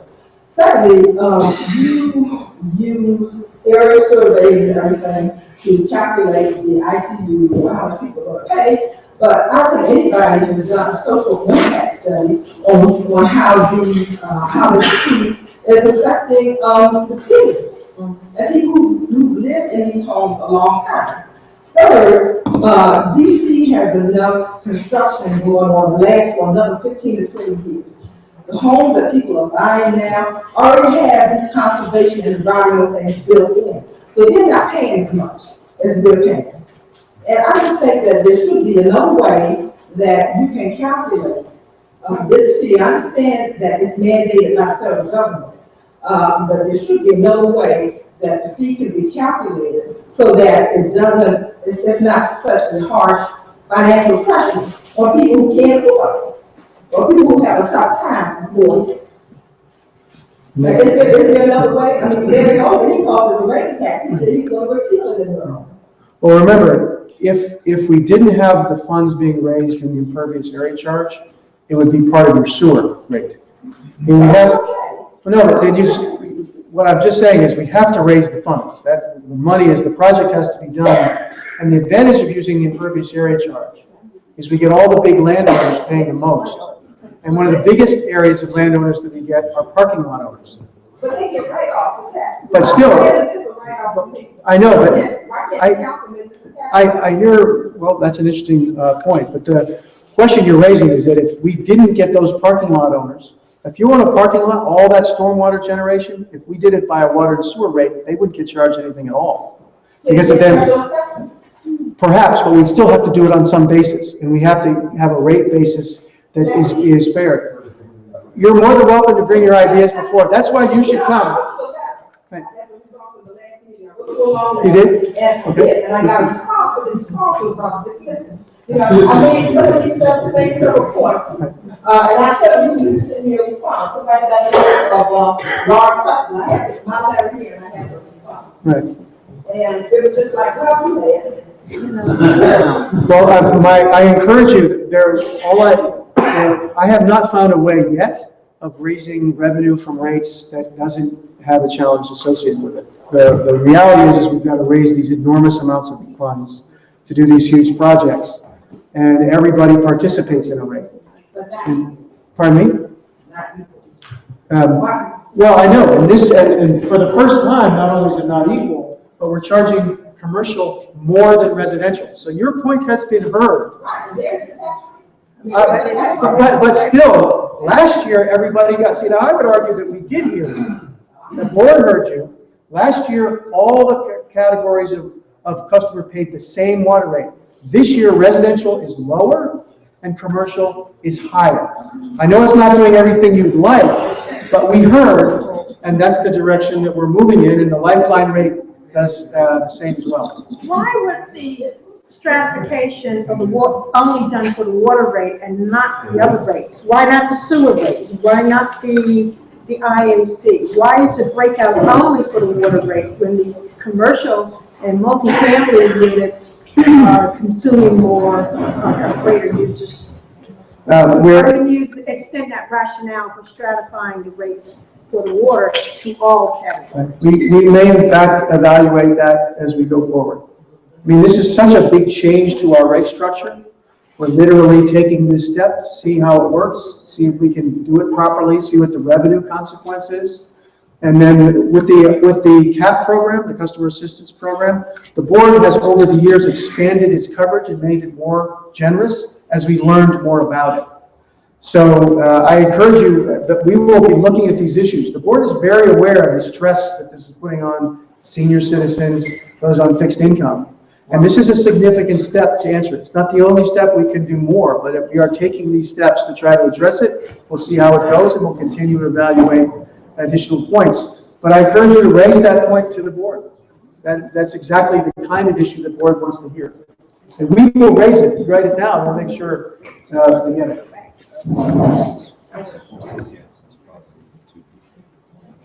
Please provide a practical example of what 4 CCFs looks like. Are you rate example for family? How many people are assumed? With examples for 1 or 2 people? My guess is that 1 or 2 people are probably close to using 4 CCFs already. That was my question. So what does 4 CCFs, I mean, with this lifeline fee, which sounds great, I'm sure it is, but what does that mean, again, practically? If people want to find a way to responsibly lower their rates, what does that really mean to them? Does that mean that you're assuming like, what are some practical ways that people can really get there? Give the example of it. 25 gallons a day is $10. So a little close for that. 25 gallons of saving a day, is that what it was? It was about $10 a month. So if you can save 25 gallons of water use a day with the lifeline rate, you could save $10 a month on the bill. Was the calculation we were doing of that sort, of what's a practical translation of the rate change to what it would mean on a bill. It is most meaningful to a customer who's using above 4 CCFs, is when they go down to 4 CCFs, they will have eliminated that use at a higher rate, but it will still always save you money if you can reduce how much your water use is. I understand. I think that when you're rolling out this program, and I'm sure it's great, but I don't know that people know how to really get there. So as you are rolling it out and providing information, I think it will be helpful to say, here's some ways that you can get to this point. That's a great point. And by the way, we'll do much more. Like I said, we're always trying to do better. But one of the reasons there's so much information about water conservation in this pamphlet is for that reason. We've put a lot of the first points of what to do, how to conserve water and get your water use low to make sure you benefit from the lifeline rate. And it's not a lot of information, but we started it in here, and your point's very well taken. The intention is to make it very easy for our customers to find out about lower rates. Sir, why not provide the seniors who've been here for decades and decades, why not provide them with this rain barrel and install free of charge? Mitigate the insufferable expenses associated with the bill. The Department of Environment does subsidize the rain barrel program. I don't remember if it's 100%, but it's a significant support. So River Smart, DDOE.dc.gov. 100%. Well, it's certainly significant. I don't know if it's 100%, but it is a very significant support. Is that a lowercase s or uppercase s? River Smart, or which S? Lowercase or uppercase s is significant. Significant. I think it's an uppercase S, but I guess that's in the eye of the beholder. But the idea is for the River Smart program to provide financial and operational assistance if you want to put a rain barrel at your home. So I definitely would contact. I just don't remember what the percentage is of the cost, but it is significantly supported with a capital S. Are there seasonal rates for water usage? We do not have seasonal rates. We do not have seasonal rates. The rates are charged the same throughout the season. Will the Southeast Pump Station remain operational given all the Southeast waterfront development? I believe so. Does anyone know a specific answer to that? I'm not sure which pump station this is actually referring to. First to know. Pardon me? First to know. First to know? Absolutely. Absolutely. Absolutely. I question because there was a that raised for development. So just because we have major infrastructure or major activities going on in the city does not necessarily maintain those facilities. First to know has to stay. Has to stay. The main pump station That's the for main. Washington DC. Is the Oh, Brightwood? first to know. I know that pump station. Absolutely. I thought you were talking about no, absolutely. No. The two pump stations down Main and O, those are the fundamental pump stations in the city, and absolutely those will stay Is operational. Bryant Street still operational? Bryant Street is still operational. Now, here's by the way, gentleman who wanted to find out if it's a significant with capital S, ddoe.dc.gov /River Smart Homes as one word, River Smart Homes. That's the program to get support for rain barrels. It's a really, really good program. Does the water company make a profit? We have several of these. The answer is no, not in the word of profit. There are years where we will generate more revenue than the expense we have for that year. So we might generate $100 of revenue, but only have $95 in expenses. If we were a private firm, we would take that $5 and send it off to our shareholders. But in our case, as a public enterprise, it's not profit. If we collect $100 of revenue and only spend 95, that $5 gets rolled over to the next year to use the following year. So, or we will use it to pay for a capital project with cash rather than debt financing, but it's always used for our work. It doesn't get distributed to anybody else. If we have more revenue than expense in any given time frame, we take that money and plow it right back into the organization. So it does not go to investors, it doesn't go to anyone else, it goes to our. Since you've been there, how many times have you been, 15 years? I've been there just about 6 years. 6 years, no 6 years, how many times have your income exceeded your expenses? Every year. So then that rate should go down. Well, it's going up less fast than it would have, is what I would say. But we budget on purpose. I'll tell you what we don't want with that question, is we don't want to end up a year where we have more expenses than revenue, because then we're in trouble. Then we have costs that we have projects that we can't pay for. So in any year, every year we try to budget with some surplus so we can handle the emergency that we didn't expect. Or a hurricane comes along and we have expenses we don't expect. We have reserves, but each year we budget for a slight surplus because we'd much rather have extra. But if there is a surplus, it's rolled into the next year to capital projects. It's not dispersed to anyone else. It's kept in the organization. Well, rates go back down after the projects are completed. Eventually, but probably long in the future. And when we're debt financing, and I'm sorry to say that, but believe me, I'd rather not be here and have to deliver that message. I'd much rather have a positive comment on that front. But remember, when we do these big capital projects, we're financing out for 35 years. So even after the project is done, it's like a mortgage. You buy your house, you still have a mortgage payment to make for the next 30 years, or however long your mortgage is, even though you've been in a house for a while. We're buying mortgages on these huge projects, so we don't have to pay all the cash up front, which means our rates would go through the roof. I mean, they'd go up by 100%. So we debt finance like you would a mortgage, but then we've got to pay that mortgage back even after the project is done. And by the way, the Deep Tunnel project is scheduled to go to 2025 or 2030. So it's going to be a long project. So unfortunately, anywhere in the country, by the way, I know it must feel very unique here.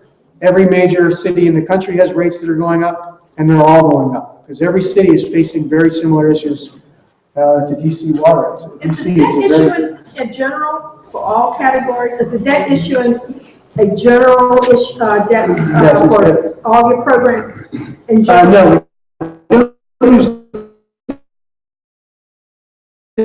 For every programs. You're doing replacement. We've got the Clean Rivers project. In a given year, of the 100% of capital expenditures we have, about 40%, is that right, Mark, is cash financed? Yes. So 40% of the capital work we do in a year is not debt financed. We pay for it in cash on the spot. And that's important. All of the folks want to see that we're able to pay cash up front, that we're not saddling everything on long-term debt. So we have a $600 million capital program, which is what we have. 40% of that is paid in cash, and 60% of that is debt financed. And the debt financing really is divided up between all different kinds of projects. The revenue can be very specific to pay back. So the IAC charge only pays for the Deep Tunnel project. The new water replacement fee will only pay for a portion of the capital work that's on water mains. But we debt finance all different kinds of capital projects.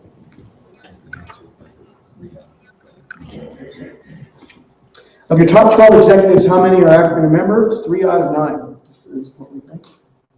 So 3 out of 9. General counsel is African American, head of our support services. In fact, she's here. Rosalind. So we have tremendous diversity and wonderful employees. So I have many women in senior positions. Diversity in age, diversity in geography, it's diversity in nationality. We have folks from around the world that work at DC Water. So we have tremendous diversity, and we're proud of it. It makes us a stronger organization.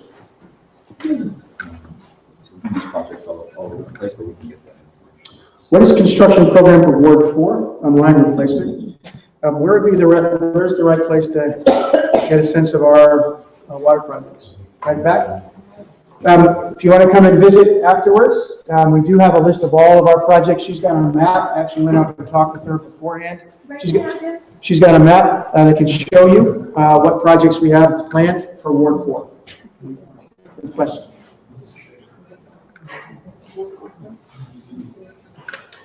When a pipe bursts during cold weather and water is lost, is there any way to get a reduction in payment for the lost water? The question is where the pipe break is. If there's a pipe break out in the street, and we had almost, I think we had 100 water main breaks that we were following up in the cold snap. I mean, it was very, very tough for the water businesses. The notion of this temperatures going up and down, so hot, so warm, cold, is a killer for us. And so we had water main breaks over the city. If there's a water main break out in the street, and there's water pouring into the street, our customers, that is not charged to the customers on that street. If the pipe breaks on your side of the property and there's water being drained in your side, that will be charged. If it goes by the meter, you can raise that question to us. But by and large, if it's on the side of the homeowner, that's the homeowner's responsibility. If it's on our side, it's our responsibility. You mentioned bonds in your presentation. Is that a tool that you can use to raise revenue and pay for some of these projects? Yes, and we go to the bond market almost every year.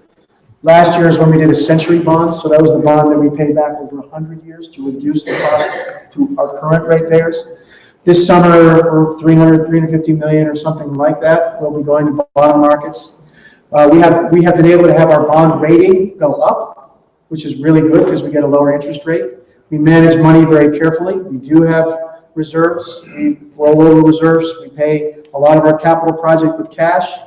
That has allowed rating agencies to give us a high rating as a strong financial enterprise, which means our borrowing costs are lower, which saves us money. And we do debt finance with bonds the majority of our capital program each year. So we absolutely use that tool. Since DC Water will reduce their own energy, will monthly bills for wastewater be reduced? We're just evaluating that in our finance committee today. We definitely will be saving money on our electricity costs and other costs. We don't have as much solid material, less trucks. There's a variety of costs that are going down, so that we are spending less money than we would have by doing the digester project. And the cost of wastewater treatment at Blue Plains is about half the national average because we have such economies of scale. It's such a huge plant. It actually costs us less to treat 1,000 gallons of flow than a smaller plant. But the costs of the plant as a whole still continue to go up. Because we're just finishing $1 billion of work. That's a different project that I haven't even explained that is mandated by the Chesapeake Bay, by the US EPA. So we have all this new work that has to be done at Blue Plains that's mandated. So it's definitely saving us money, and we're spending less money than we would have, but it will go up. So it's better than we would have been, but I wish I could tell you that the costs were going down. I have no idea how much water I use or what my household is using water. I know how to reduce it. How do I get this information so I can control it?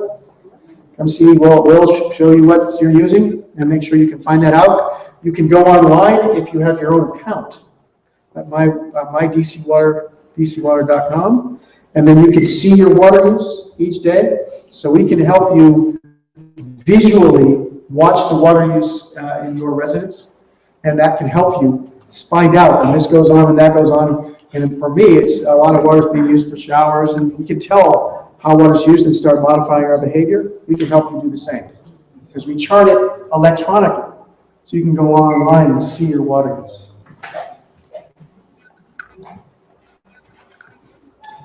When is DC Wausau going to act on the problem they created and left unattended in the 1300 block of Madison Street Northwest? Correspondence sent on March 17th, 2015 and April 7th, 2015. I don't know the answer to this question, but we have the contact information. I'll find out. I don't know the situation in this particular case. But we'll look into that. That was my question. You have the correspondence on the 7th and sent to Charles Kiley or Keely. Kylie. Kylie. He died on the 17th. We got a response from Lisa Barton. Is that the name of it? Yeah, she's my executive assistant. She sent a photograph saying that it wasn't Ross's problem. It turned out the photograph she sent, I proved to her that it was. And there's been no response from you all since. Okay, well, I'll look into it. I don't personally know what the answer is, but I'll look into it. But the issue is we need it resolved. I hear you. I don't know the answer now. I don't know what the issue is, but I'll look into it. That's why Ms. Barton's not here? she's not here. But she's a tremendously dedicated employee. She works 15, 16 hours a day. And so she's off this week. It's Administrative Professionals Day. She's taking some time off. She takes very few days off at DC Water. She's incredibly hardworking and very dedicated to you as customers. She is born and raised in DC, born and raised in Ward 8. She's very conscious of the people of this city and works very hard at it. And like I said, I don't know the answer to your question, but I'll find out. We'll follow up. We'll follow up.